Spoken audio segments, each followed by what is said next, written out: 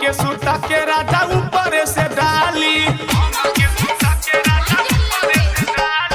होली खेलाला से खाली काम नहीं चली हम के सुता के राजा ऊपर से डाली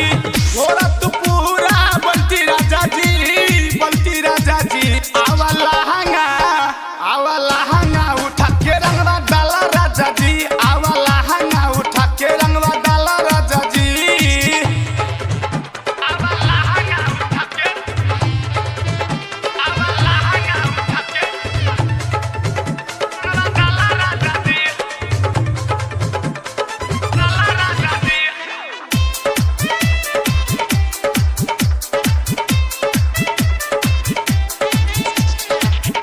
सुदीमाना पिया सुमन अकेला रतिया में करेला ना हाउ वाला खेला